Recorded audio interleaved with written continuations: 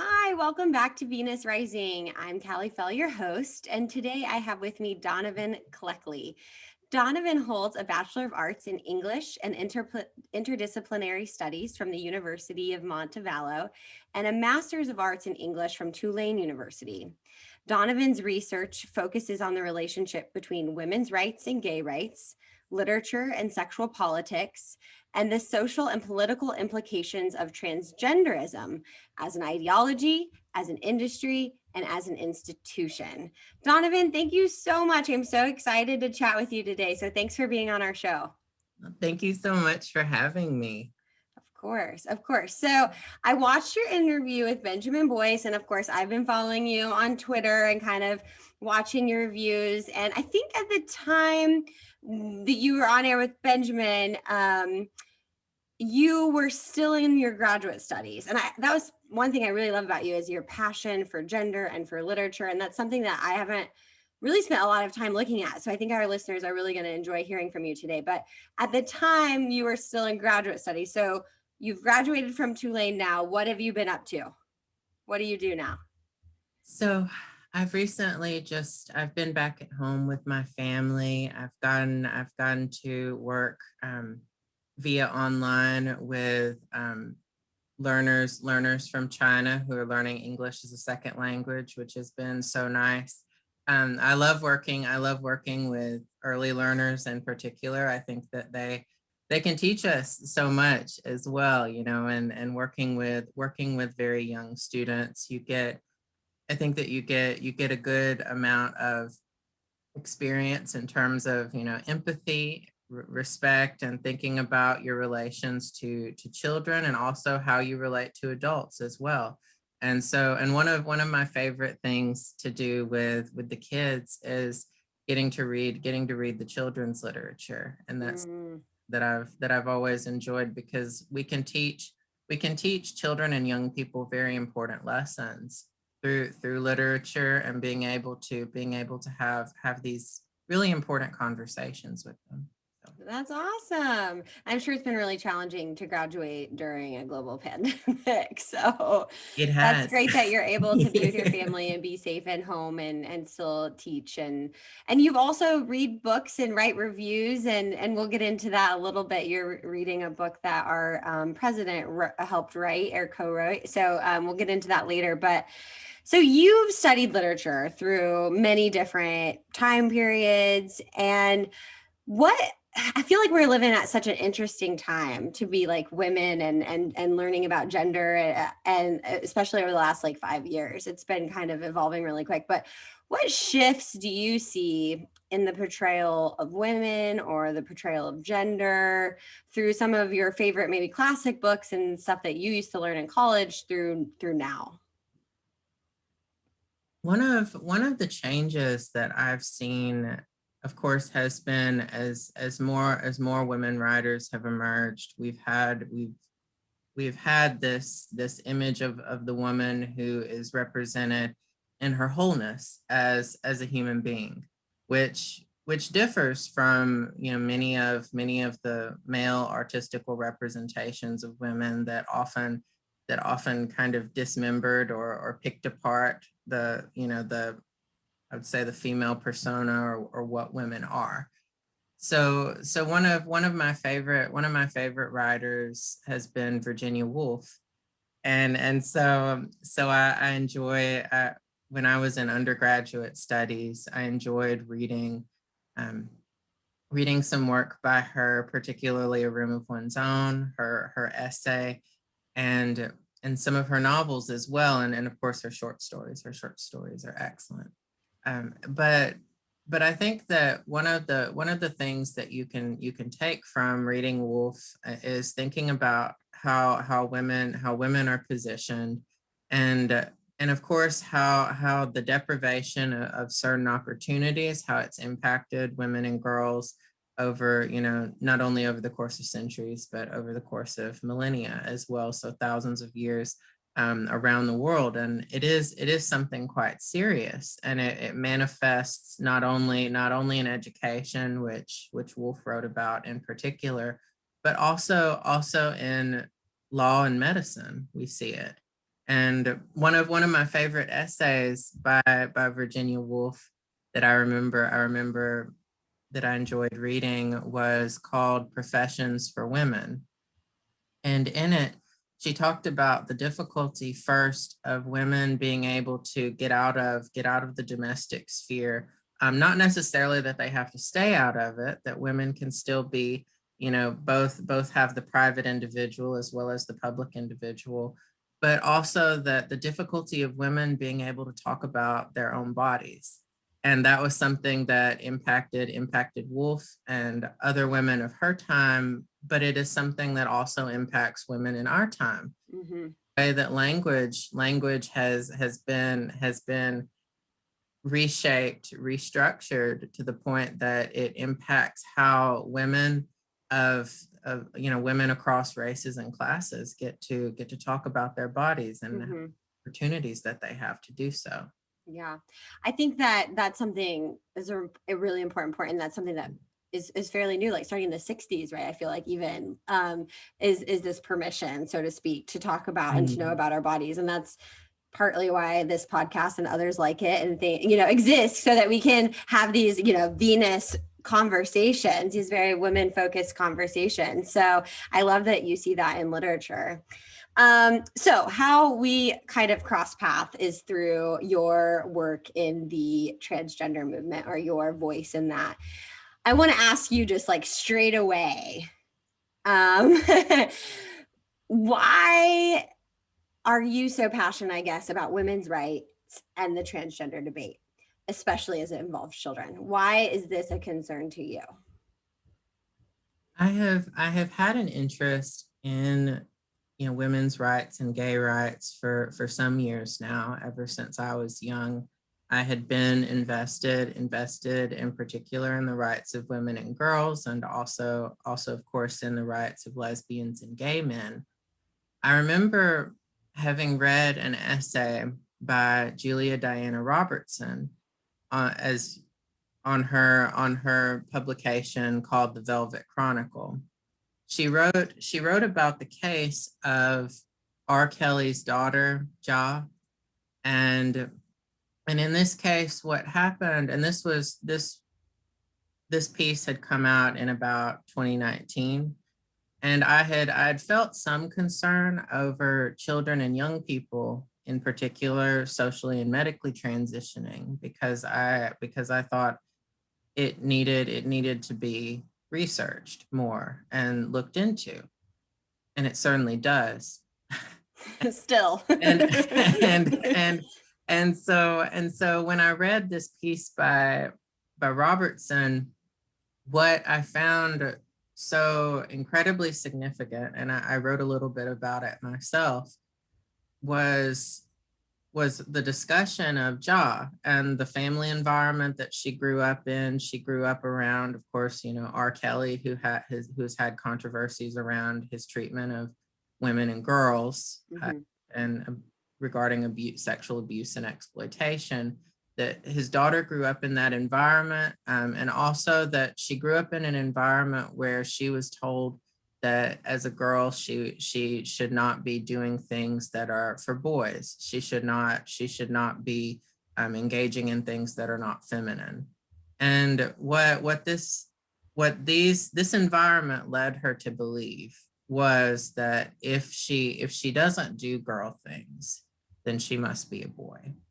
And she also was, as Robertson reports and others have pointed out, she was sexually oriented toward the same sex. So that is, she was homosexual. Mm-hmm. And she grew up in this environment where it was not only that she was told that girls who don't play with girl things are not properly girls. She also heard messages about how, she was not allowed to like other girls because that's what boys do. Mm-hmm. For the child, this kind of environment makes him or her believe, well, I must be the opposite sex. And so this was, this for me was, this issue ended up being quite serious, because I saw how it impacted women in particular lesbians, but also I saw, based on my own childhood experience, how this kind of social conditions, these kind of social conditions could impact a boy, Mhm. a boy child who doesn't like boy things and becomes convinced he's a girl because he likes things that are for girls, or he doesn't like playing with other boys, so that he must be a girl. These issues are all very bound up, and Mhm. to me, when I saw it, I thought immediately that the problem was, you know, on the one hand, the medicalization of gender, but also this sex role stereotyping that is so strict, and that impacts children, putting the child, like almost putting the child in a corset, and not allowing the expression of the fullest individuality of each child. Mhm. Something that I found to be very, very terrible and truly frightening in many ways. Yeah. So it seems like, too, from what I've read and what you're saying, that gay and lesbian children are especially, maybe not even targeted, but could be especially sensitive to this transgender movement because they're not allowed to fully express their sexuality. So then I'll just change my body completely. Mhm. And we know, it is interesting as well that we know that there's been reporting on how, for example, transgenderism has been used in, the country of Iran, beneath its homophobic regime. And one of the gay rights activists there, who's been reported on, and it was published, that her account was published in the, ironically, in the publication LGBTQ Nation, and she actually said that for lesbians and gay men, the regime realized, that of course, instead of mass executions, it could perform mass surgeries, and be able to basically, the dynamic that I've described it as a dynamic of the colonization of the mind, followed by the commodification of the body, or the colonization of the body followed by the commodification of the mind. Mm, This way in which, the individual ends up thinking that this is the only thing that he or she can aspire to, that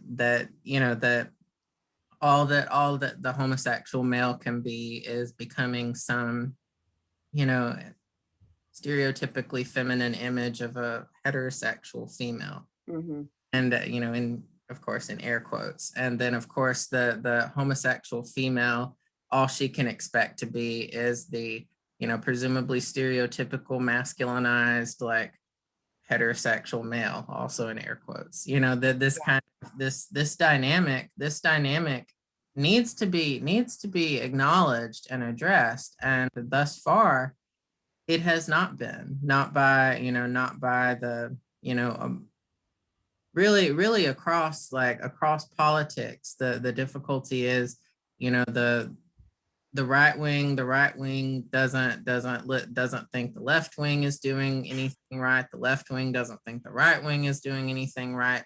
And there's also not a lot of understanding of the shared problems between, like, these political poles.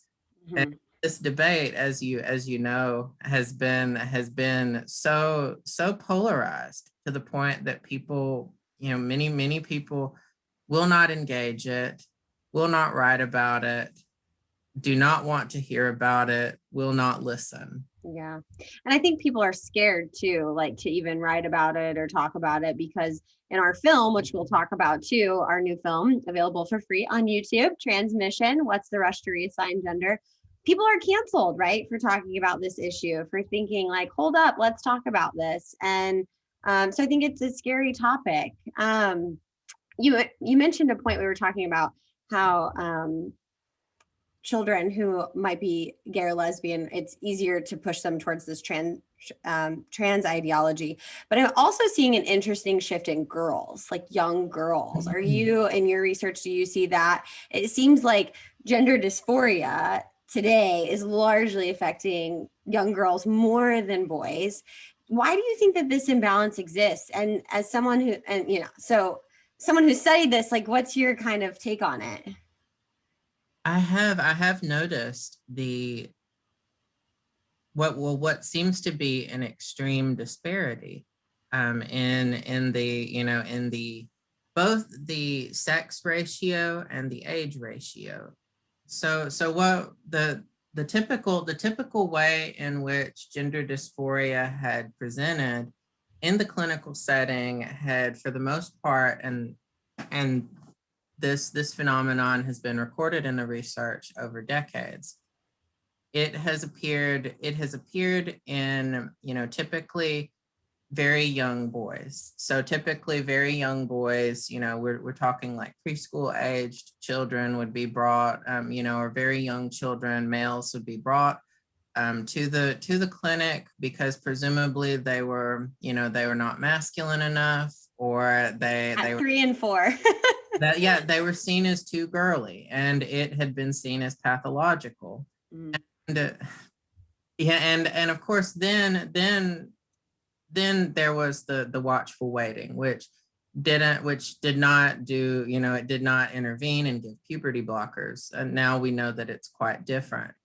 So then that cohort, the older cohort, over the course of decades, it had been, going through, I suppose, like even through the 80s, the 90s, into the early 2000s, primarily very young boys presenting. This was the younger group. However, we have seen in recent years, and just in really just the past 5 years or so, and an enormous increase in the amount of teenage females, so girls, who are presenting with gender dysphoria. And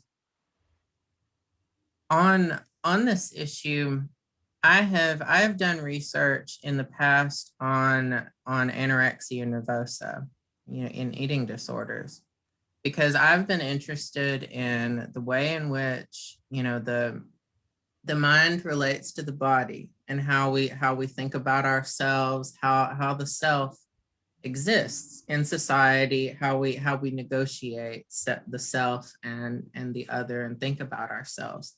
And one of the books that I had read in my research, and this work is one of the classics in studies of anorexia nervosa. It's by Hilda Bruck, and it's called The Golden Cage. And it was the enigma of anorexia nervosa. And it comes from Bruck's larger work, where she talks about, of course, anorexia nervosa, bulimia, and also obesity. And she discusses the nuances of each of these struggles that she saw so many patients undergo. And dating back to 1978 in this work, one of the things that we see is there's this sense among young girls, and we see this in the psychological literature, on child psychology. And they describe a kind of sense. Brooke actually says, quote, when, and this is on her patients, when they define this separate aspect, this different person seems always to be a male, end quote. Mm. The idea of the self in the mind for many of these teenage girls who feel extreme distress with their bodies, they end up fantasizing, or thinking about, and this can be both conscious and unconscious in some ways, wanting to be a boy. And one of the other things is, Brooke also says, quote, in other girls, reaching puberty may be the end of a secret dream of growing up to be a boy.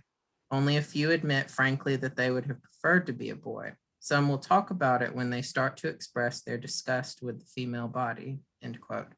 And this work had been done in 1978. Wow. I have not seen research that, at least so far, accounts for this connection to the past case studies. You know, Brooke did so much work with patients who underwent anorexia nervosa. The treatment that was given to them was, of course, multidisciplinary. You know, you had the nutritionist, you also had the psychotherapist, you had almost a team working together to make sure that the patient could have some kind of improvement. And now there has not been research that has really dug into the fact that so many of the cases presenting with anorexia nervosa in terms of teenage girls resemble many of the cases that we see now presenting with gender dysphoria. The exact same sex, exact same age cohort. Yeah. And that is also terrifying. That's terrifying. And it's interesting because you mentioned, you know, this care team who are deeply vested in these young ladies. Not one of them said, you know what, you're right. Your body, you are right. You are too big. You are whatever awful thing these young girls are saying about their bodies. And I think that's interesting that we're okay with just kind of succumbing to this idea that, oh yes, you are right, you're actually a boy even though you're in a girl's body, and that's not the way we practiced medicine before, you know. It seems like, and you talk about this a little bit in previous interviews, but that the transitioning of children is as procedures to eliminate distress. It's not really to actually deal with the problem, perhaps, which is a terrible guidepost for medicine, for best practice. We don't do procedures just to, I mean, that can be a side effect, is yes, great, we're eliminating pain and distress and discomfort, but that's not the sole reason we practice medicine or do that. So, you know, I want to jump ahead to talk about the film a little bit, just talking about letting kind of kids guide their own care. And we're specifically talking about children. I do want to make sure that our audience is clear. That's the focus right now is kids, right? Because maybe they have, you know, they don't have autonomy truly over their bodies, and also their minds haven't been completely developed. So that's what we're talking about. But in our film, Transmission, we have a pediatrician that defends the transitioning of children. That's exactly what she does. And she uses this example. And every time I watch the film and I think about this example, I think it's a terrible example, but I'd like to get your opinion on it.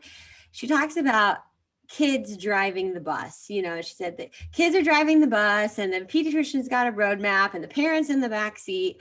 And the whole time I'm like, this is terrible because we don't let kids drive. This is part of the reason. So when you watched the film, what were you thinking during that? Or what's your, you know, your rebuttal to her?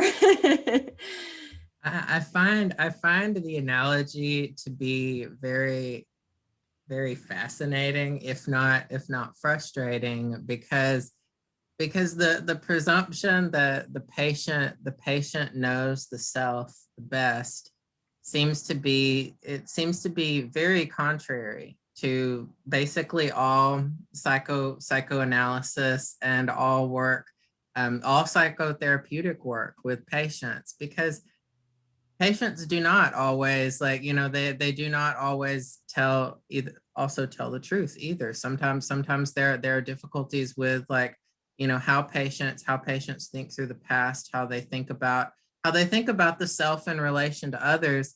And of course, for children in particular, there seems to be a huge difference than when you're dealing with somebody who's over the age of 25, who's an adult, who has presumably undergone at least most brain development. And so for children, that is quite different. And the idea of the child driving a tour bus around the mind seems, I mean, of course they would crash into things. That is the downside of the tour bus analogy, and why, the analogy that, or the idea that I prefer, and I talked about this a bit, the recent book from Susan Evans and Marcus Evans, Gender Dysphoria, which is a therapeutic model for working with children, adolescents, and young adults. And why I recommend this work is, of course, it's neither pro nor anti, for or against. It presents a very practical and reasonable way through working with patients, by not necessarily giving everything over to the patient, but still being able to help the individual work through underlying issues. And for that, the the mental health professional cannot be sitting in the back seat or the back of the bus. The mental health professional has to, in many ways, and the Evanses discussed this, kind of embody both the mother and the father. And so of course, dealing with the emotional complexity of the individual, almost as if the individual is a child. But as parents, we do not give the child everything that the child asks for, clearly. If the child says, I want candy for breakfast, lunch, and dinner, perhaps the worst thing we can do is give the child candy for breakfast, lunch, and dinner. That's not it's not a feasible way to respond to the needs of the individual. What the Evanses suggest is, or argue rather, is working with the patient, being able to be, both, of course, empathetic and understanding of the patient's experiences, while at the same time, maintaining this, a kind of objectivity. So a kind of way of approaching the patient in an objective fashion, such that you do not immediately hand the keys to the patient, and not only hand the keys, but also hand the wheel to the patient and say, woo, go for it.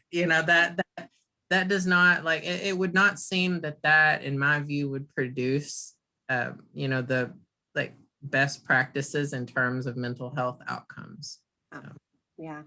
I want to get back to more your specialty literature. And I think we were in academia at a really interesting time, because all of this kind of came to fruition, or at least became more popular, so to speak.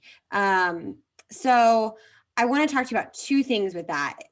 One, Colin, right, in our film talks about academia and how it kind of failed him, as far as it adopted all of these philosophies without really critically thinking. My first question, did you see that in your own studies, even of literature in the academic world in the South? And then two, I want to talk to you about literature, or maybe some would call it propaganda, that's infiltrating the school systems now, even so young as elementary school, and your thoughts on that. And then, that's my second question. And then what would you, encompassing both this college shift and elementary kids, what would you recommend to students, teachers, parents who are skeptical of what's kind of being pushed down the pipeline for them? That was very loaded, so if you need me to repeat any of that, that's fine. I will start with discussing university. In my experience, I found that there was a significant degree of ideological conformity on the part of many students, faculty, and staff.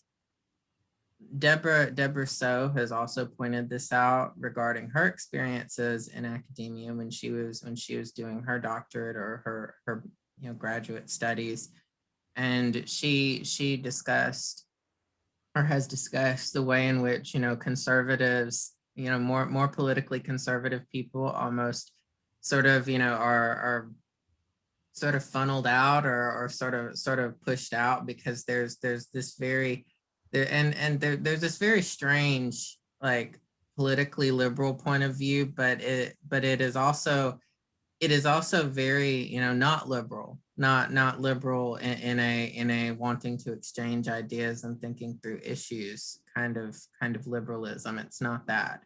And and so when people call that liberalism, it tends to be very, very jarring, because it's not really liberalism. And I think that the university should be a place that fosters, or that encourages, rather, critical thinking, and being able to have ideas, while at the same time not being dogmatic about having the ideas. So not adhering to things, or to different, ideas or ways of thinking, as if a liturgy. So as if something that you like, that you're reciting the mantra, Right. and everyone, and the professor nods and pats you, because you have recited what is expected. That should not be what the university is. And yet, in some ways, it is what it has become, almost in a very dystopian sort of way. And when I wrote about literature, I tended to avoid transgenderism altogether, discussing it. And of course, I wrote a lot about, lucky me, I wrote a lot about the Victorian era and into modernism in particular. So my writers were often like, you have the Bronte sisters. So you have Anne, Charlotte, and Emily, and then you have George Eliot, and then you have Virginia Woolf, Gertrude Stein. So a lot of my writers had been removed, or were removed from this, from having to deal with a lot of the issues at present time. And of course, even when I do writing on social movement rhetoric, I tend to talk about the the abolition of slavery. So the abolitionist movement of the 19th century, and the women's rights movement from the 19th century into the 20th century, and even, women writers of past centuries. So I would say that I strategically avoided these topics in, in the formal setting, Yeah. for the most part, in order to not have people get in their feelings toward me about it, because I can discuss the research. I can discuss the research regarding, gender dysphoria, and I do have a stake in it, as somebody who's been gay, and also, who's been, gender nonconforming, or rather, in my case, I like to say non-masculine. So, like, non-masculine and yet male. That's something I have a stake in. I have interest in talking about it, and I have done research. And yet, I think what's difficult is, or what has been difficult, is feeling like I cannot actually speak about, the issue with any kind of nuance. And I'm told, well, some people are actually the opposite sex, because it's how their soul feels.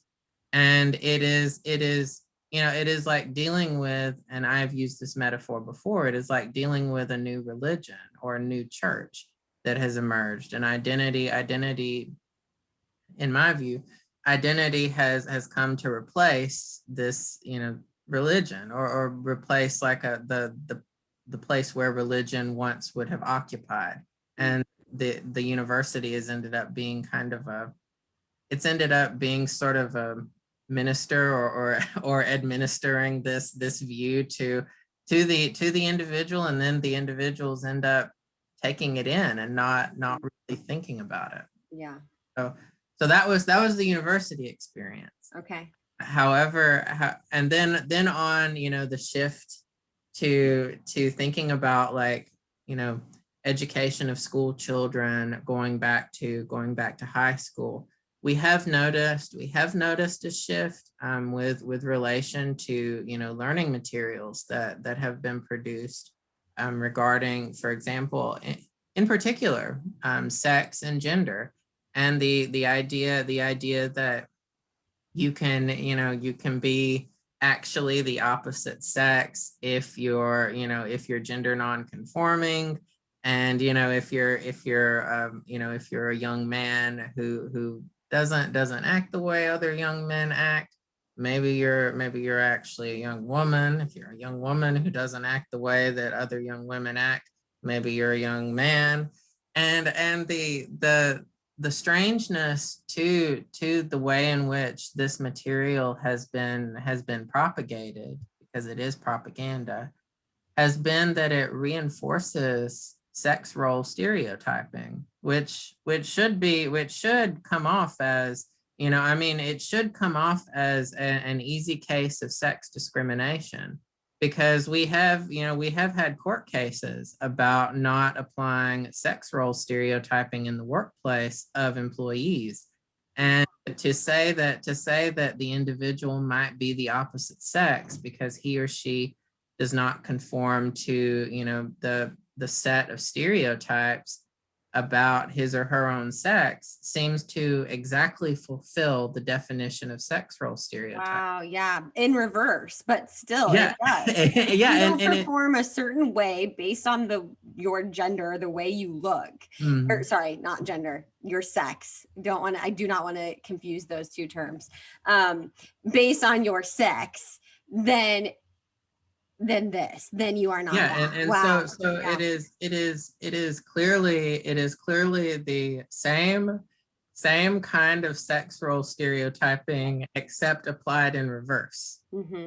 And that is what is so weird about it, because it is presented as like the revolutionary point of view. And the problem with it is that there is nothing revolutionary about it. It is perhaps, like, in my view, it is actually more reactionary than the reactionary point of view. It is taking the reactionary point of view and saying, okay, I'll raise you one better, and then medicalizing it, and then, you know, then profiting off of it, which adds like the element of capitalizing on, you know, on people's pain, modifying the body even more, which on top of, like, you know, that, like, both like a kind of colonization and commodification. So it packs it onto it, and it actually doesn't help acknowledge and address problems with sex role stereotyping that do impact people, you know, boys and girls, men and women. It does not do anything to make those less difficult for the individual. It makes them more difficult. And that is something that we notice when we look at children's literature. One of the books that I got to read with my early learners from China that I loved to read was from the late 1990s, and the title of it is For Pete's Sake, and it is a very adorable book for early learners. I don't have a copy with me right now, but it's about this flamingo named Pete.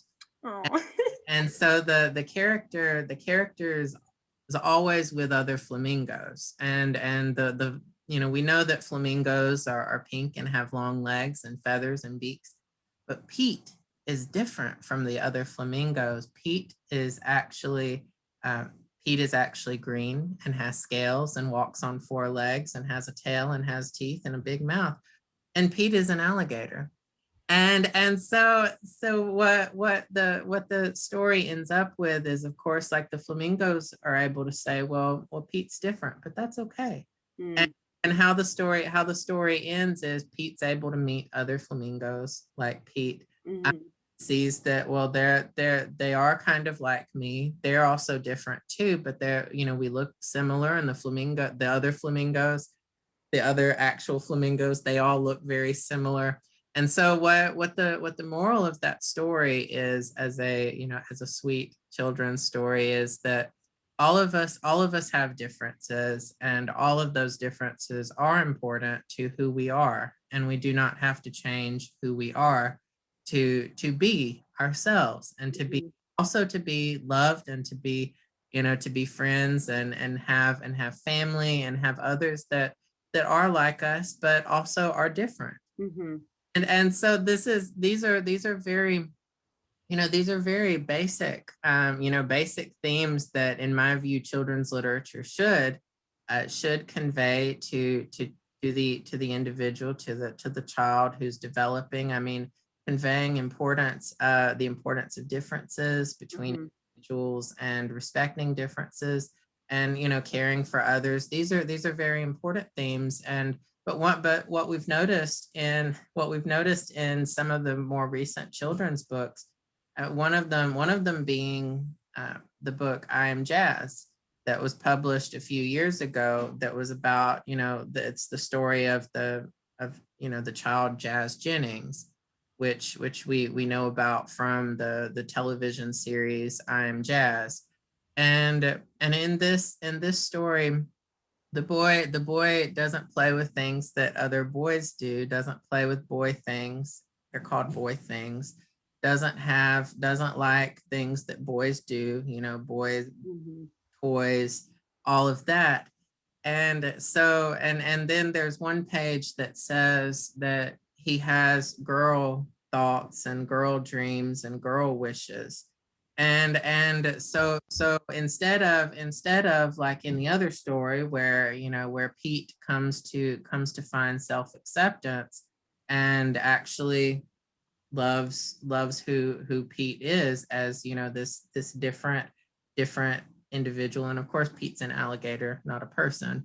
But I think the moral applies still. Right. With Jazz, what happens is, well, because this little boy does not do things that are seen as proper for little boys, he must be a girl.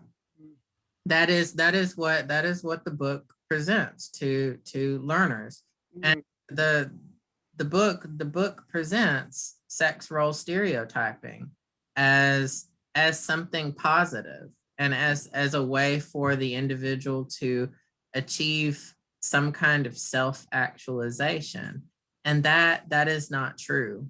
That it is not true to tell a child who, and when we've looked at cases involving children who are in social environments where maybe they've had parents who have told them that they shouldn't be gender non-conforming. Maybe some parents in some cases have been homophobic, or even abusive toward children.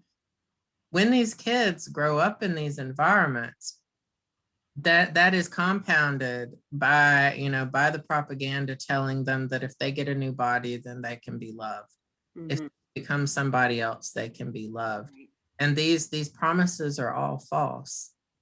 They are not true. And I would not for one moment tell a child that he or she can become another person and be loved, or make a child feel that way, because I know that I would not be able to live with myself if I told this kind of thing to any child. And whether a family member or not, or the children that I work with, I could never do that. Never make that kind of promise. Right. We've touched on this a little bit, and we're getting close to our time, so I want to switch gears just a tiny bit. You touched on this. I think this is the case. To me, transitioning children really seems to be about profit at the end of the day. A large part anyway about that. I know a lot of people would disagree with me, but it's a way to make a lot of money through unnecessary, even harmful procedures, medical intervention. And another area that I believe this to be completely true is in the fertility industry. Which these two industries really, if I, once I think about it, are really primed to feed off of each other, right? Like these kiddos who are undergoing medicalization are likely going to be rendered infertile. And they're asked, it's so silly in the movie, we show a very quick clip, and if you blink, you miss it, but it talks about what these young boys and girls, what their family planning ideas are. And the answers are all over the place, which to me proves they have no idea. They're too young to be thinking about family planning. But once these kiddos reach adulthood and they decide to think about family planning, if they're infertile, then the only route that they have to go besides adoption is through the fertility industry. And so it's just kind of like this profit machine. So let's switch gears to that and talk about that. You're reading the book, I think, are you reading Broken Bonds, or are you reading? I have. Yes. Broken Bonds. So surrogacy, part of the fertility industry. What are your thoughts so far? Have you finished reading the book yet, or how far are you in? I haven't finished yet. I have it and some others that I've recently gotten. I have, of course, Broken Bonds, and also I got 2 others that came from Spinifex recently. Are excellent. I have Surrogacy, a Human Rights Violation from Renee Klein, and Women as Wombs by Janice Raymond. And what I see, of course, in the narratives from the women, which I think are very important for researchers to read, and is that we still see this sort of disembodiment between the body and the mind, and the treatment of the body as commodity, of the treatment of it is as human beings as something to be sold. And the view is a very, it's of course profit oriented. It is also sexualized. It's about capitalizing on the sexualized body. And I think that for one of the things that I notice across the critiques is addressing this question of choice, of what is choice. And of course, Raymond talks about it quite well, and so does Klein. And that choice does not necessarily equate to self-determination. That part of the problem with seeing choice as the measure of agency or some absolute freedom is that under conditions of coercion, including poverty, we do not make absolute choices. And when I've read those who have tried to critique Law and Klein and others, of course, critiquing Law, Klein, Raymond, many of the critics who have talked about surrogacy, one of the aspects that I've noticed in this, in the literature that is pro surrogacy, is this argument of a kind of absolute choice. Either it's that choice is absolute, that the individual makes a choice, and that somehow that is the ultimate expression of agency, which it is not. And I mean, we know this dynamic, because if we look at the sex industry, prostitution and pornography, we see this dynamic of of not only sexual coercion, but also economic coercion. So the idea that choice is absolute and is the absolute standard for human rights or for dignity, for respect, that does not make sense. It is not a logical perspective on either surrogacy or transgenderism. And many of the proponents of both of them seem to operate on this point of view of what I want is what I need, or what one wants one should need or should have. What one desires is what one gets. And that is a very, that's a very commercialized, consumeristic way of looking at the human body, of looking at life itself.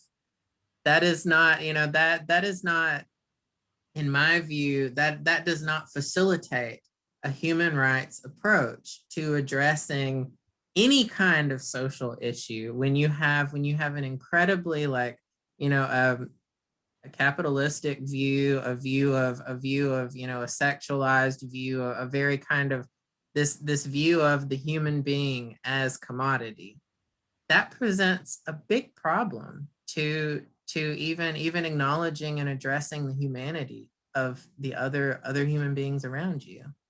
Yeah. You nailed it on the head there. I mean, that's like our whole shtick at the CVC, at this, that helps sponsor this podcast, that, Jennifer writes these books, is that really at the bottom line is that's what we care about, is the dignity and respect of human persons. And largely surrogacy denies that. And I think, the transgender ideology towards children also does that, because I don't think that we're, a child's dignity is not is at the forefront of that. So what would you, I guess, on the topic of, we'll just say in general, if there are books about the transgender ideology that you would recommend to readers, or other topics that you think, like surrogacy, that are important to better understand the gender movement, where we are socially, what would you recommend? But it can be old literature, it can be new, old literature that maybe we just need to dig up and read again because we've forgotten, or what would you recommend? Thinking about some of the recent books that have come out, which I think that readers should at least try to read. One that comes to mind, which we mentioned, is of course the work that came out from the Evanses. Okay. This one was published by Phoenix Publishing House. It was, the gender dysphoria book. It provides as I said, an excellent, psychoanalytical view, and also a view for therapists who, and who could at least think about these issues with a mind toward addressing or acknowledging and addressing the underlying issues impacting each individual, that often the gender dysphoria diagnosis, what is diagnosed as gender dysphoria, ends up covering up any variety of underlying factors that and transmission as a film is another excellent resource. Of course, for people who are first getting into, thinking about the issue and at least becoming acquainted with some of the existing research on it, because the research also ends up, some of it is actually all over the place. And it is all over the place. I mean that very seriously.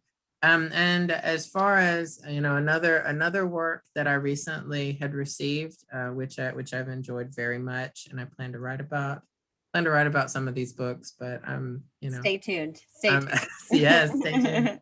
And one of the others is, of course, Material Girls by Kathleen Stock, which provides as well, alongside the Evans's work, an empathetic view, but one that very seriously considers, the impact on women's rights and some of the sexual politics underlying the issue. And of course, I always enjoy critiques of Donna Haraway's Cyborg Manifesto, which is one of the go-to books that a lot of the pro-surrogacy people cite.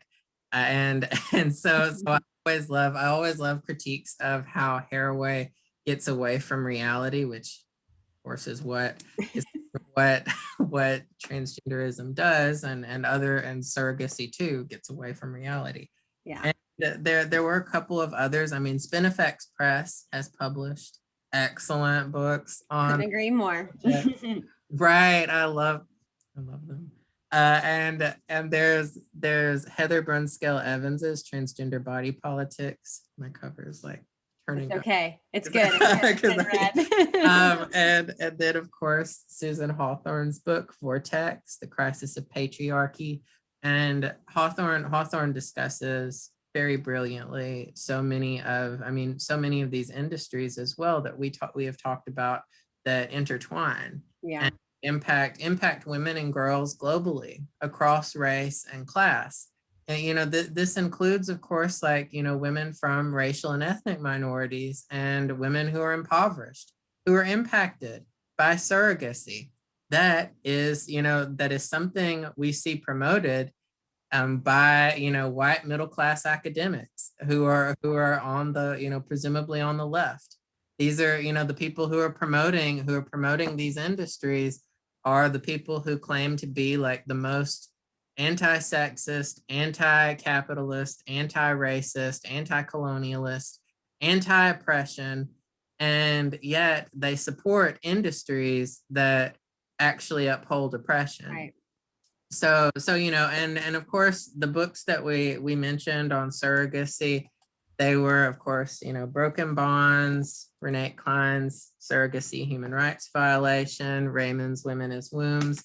There was also another that I love that's been cited, The Mother Machine. Oh yes, I love that book. Excellent book on on reproductive technology and medical ethics. And one of the most recent books that came out from Spinifex Press, which I got a little while back, was Not Dead Yet, the recent anthology from older women from the women's liberation movement. Oh, I haven't read that yet. It's really like the women are fantastic. I mean, I was like, when I got it and opened it recently, it was like Christmas. Like I opened it and I was like, yes, like I was so excited about getting it. I love it. And then two studies that I want to recommend for reading. One that I love had been by some authors that many might have heard of. This one, and people can look it up. It's from the Archives of Sexual Behavior. The lead writer. Go ahead and read the title and the author, just for those who are just listening. So it's One Size Does Not Fit All: In Support of Psychotherapy for Gender Dysphoria. And the leading writer, because there's others listed, is Roberto D'Angelo, who's an excellent psychoanalyst and psychotherapist. And part of what the argument is it's actually a critique of one of the studies that's been cited most prominently regarding like how presumably that the medicalization of children and young people has like an absolute probability at reducing anxiety, depression, and suicidal ideation. That is the argument of this other study that was published by Jack Turbin and some other people who argue that that they tell children and young people that transition has an absolute chance at reducing like anxiety, depression, and suicidal ideation. And the study that D'Angelo and others critique, what they say it presents this binary, ironically, of either you are affirmative, that you give affirmation, or you invalidate. And anything seen as invalidating is that's labeled conversion therapy and criminalized. So of course, like if you apply approaches such as in here to talking with the patient and figuring out underlying reasons why the patient might feel, dissociated with his or her body, that ends up being conversion therapy. Yeah. So basic work with patients, the work that psychotherapists are supposed to be doing, is what is being seen as conversion therapy. Being labeled that now. Yeah. And the model that's being argued for, that is critiqued in this paper, the paper is One Size Does Not Fit All, is that, critiquing the fact that, like, the idea that biomedical solutions are the only way.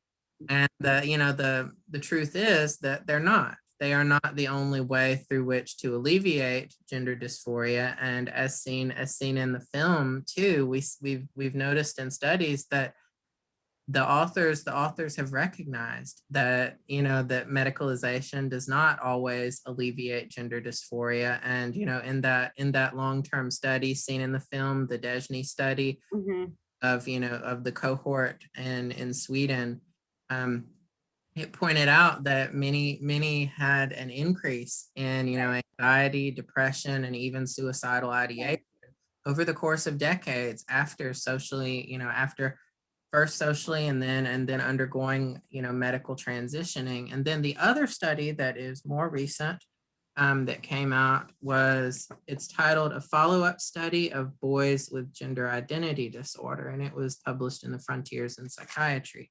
And this was from Davida Singh, Susan J. Bradley, and Kenneth J. Zucker.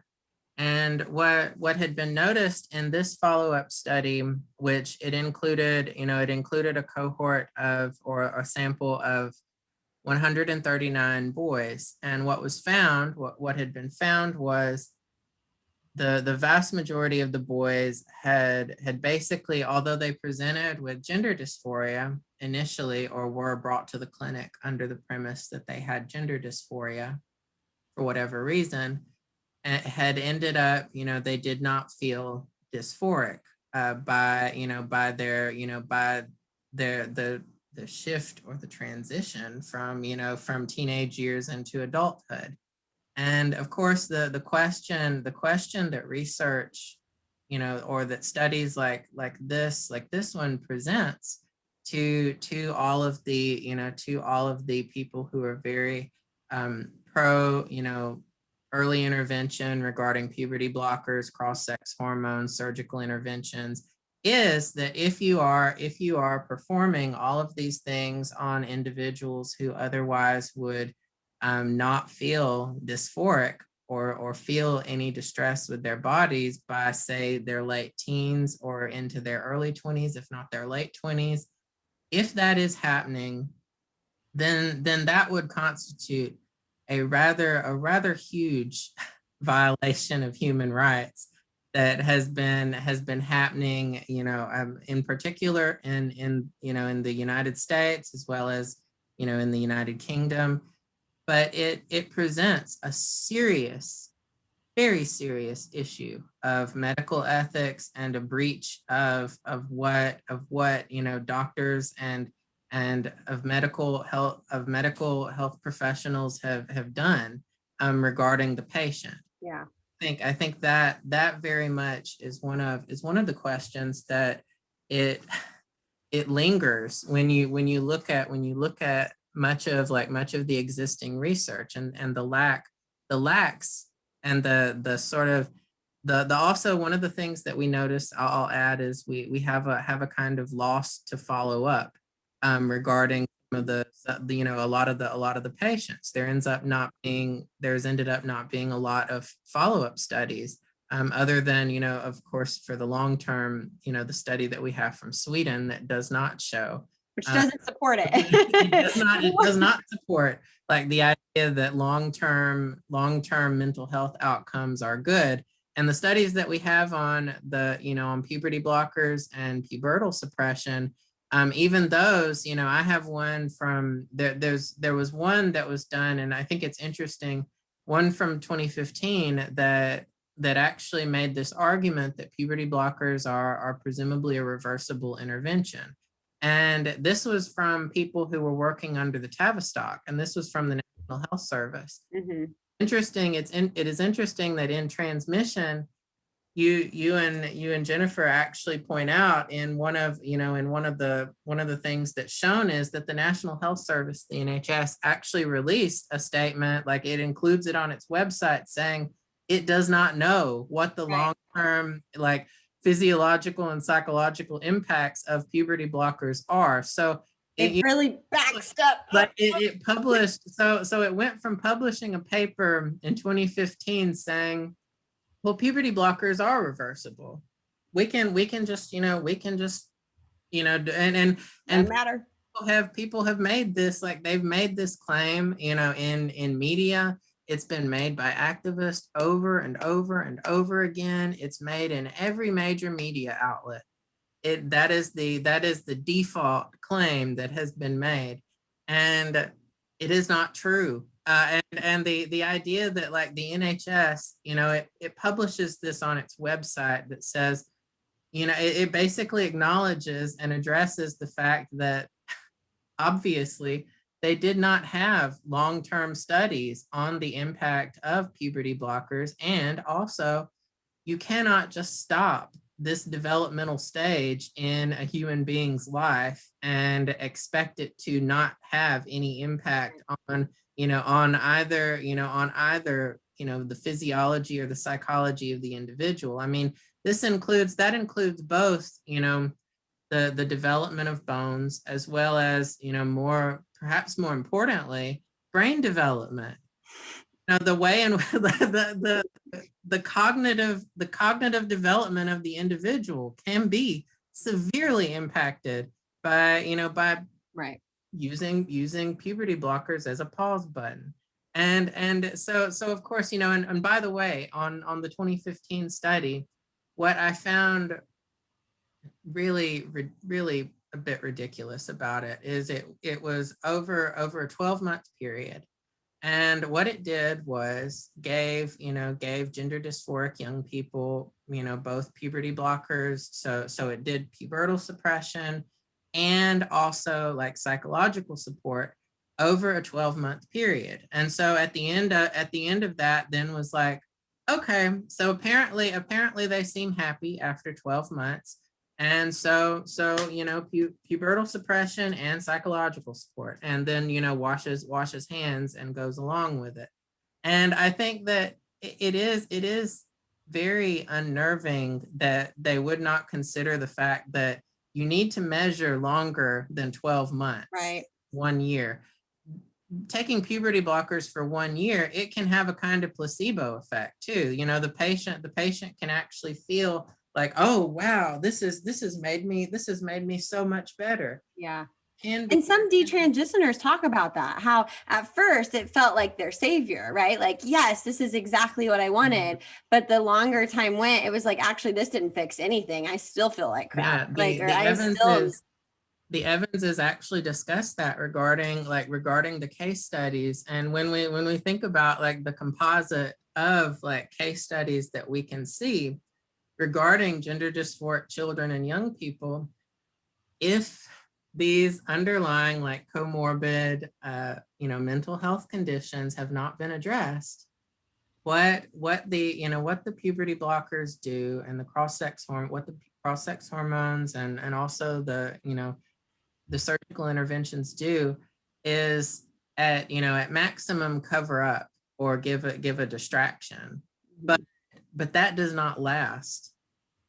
It tends not to, and it cannot last. And that is one of the difficulties to it, is just this way in which people think that, and by people I mean professionals, the way in which professionals seem to be assuming that these interventions will actually solve all of the patient's problems, or and the patients, I mean, maybe the professionals do not necessarily believe it themselves, but certainly for children and young people, they come in sometimes with this, and often with this like concept that basically they can be born again as the opposite sex, and that is not true and does not happen. One of the teenage girls that's talked about in the Evanses work, one of the case studies, she discusses her own struggle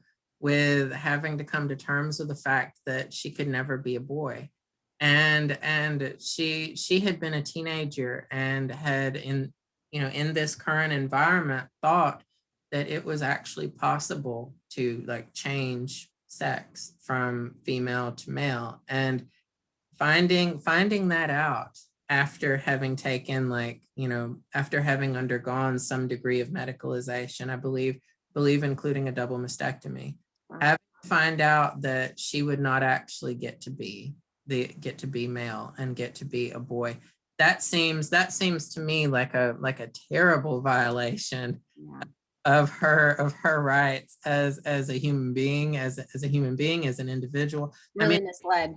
I think about all of these girls from Hilda Brooks' work in The Golden Cage, and I think about the girl who fantasizes about being a boy and who feels discomfort with her body, and for whatever reason that could be both, you know, conscious or unconscious, you know, could feel this way, and has been handed these biomedical solutions and has not been given any kind of, you know, I would say any sort of dedicated you know, psychoanalysis that actually could acknowledge and address those, as I've said before, those underlying issues Yeah. that exist within the individual. And that is not what gender medicine has been doing. Not now, and I don't know if it ever has. I think that is one of the difficulties too, that the problems in the research itself and in the consideration of comorbidities has been something that it has been lacking in the existing research, and a lacking of thinking about, you know, as I've said, I haven't seen work that's actually talked about the connection to like Hilda Brooks' work on anorexia nervosa, and the understanding of like what the teenage girl undergoes and what her mind is like. I mean, also the experience of menstruation, difficult that is for, you know, girls developing into women, and what that can be like. That is something that has not been considered in, you know, in the existing literature. Yeah, that's a great point. You bring up so many good things there. But our time is coming to an end. We could chat all day. And it's so funny because, and I was kind of nervous to interview you, I'm going to be honest, because so growing up, I hated reading. English was like, I think that's the only subject I've ever actually gotten like an F on a test on.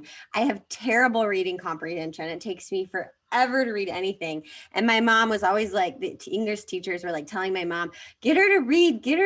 And now I actually love reading, and you know, but I was so nervous because I was like, oh man, I'm not gonna have anything in common. You know, other than like, wow, I just give you so much like kudos for getting a degree in literature, because I don't think I read a single book in college that wasn't medical. So, but anyway, it's been really great to talk to you. And I want to let our listeners know that they can learn more about you, Donovan, and your work at your website, www.donovancleckley.com. And that's DONOVANCLECKLEY.com. Is that right, Donovan?